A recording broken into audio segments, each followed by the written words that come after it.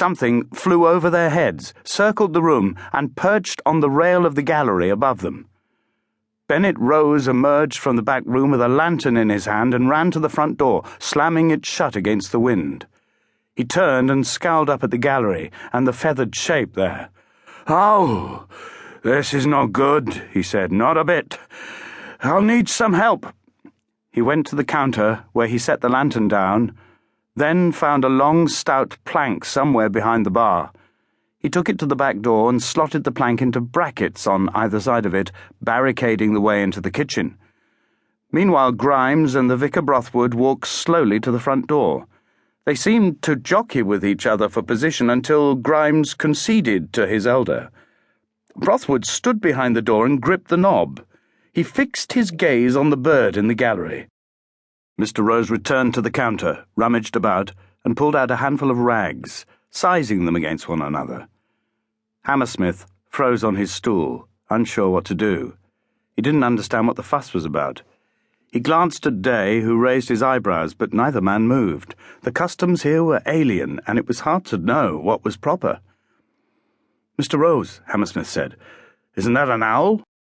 "You mean that creature up there?"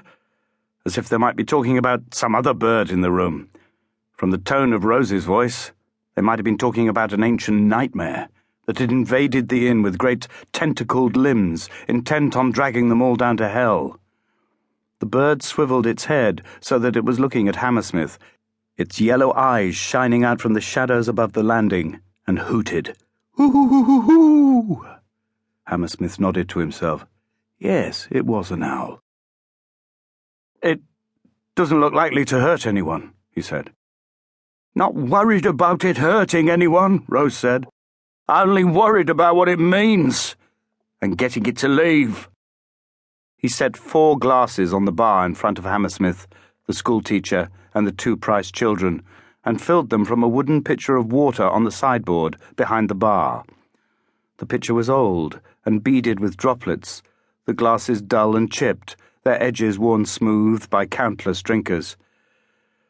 "Perhaps if we got behind it we could scare it back outside," Hammersmith said. "That'd be disrespectful," Rose said.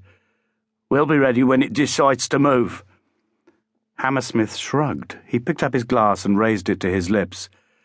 "Wouldn't drink that," Peter Price said. His sister nudged him and grimaced at Hammersmith. "My brother prefers ginger beer," she said. She pushed her own glass away from her. It left a glossy trail on the bar. "So do I." "I like water," Hammersmith said. He took a long swallow. Water dribbled down his chin from the many chips in the rim, and he wiped it with the sleeve of his shirt before taking another drink. Peter shuddered and looked away. Hammersmith made a mental note that the boy seemed to have an aversion to water. He recalled a disease of some sort that made people avoid water. It might be something to mention to the doctor when he saw him. He set the glass down and wiped his chin again. "What about the owl?" he said. "It's a bad sign," Rose said. He seemed irritated at being kept there, at having to talk to Hammersmith.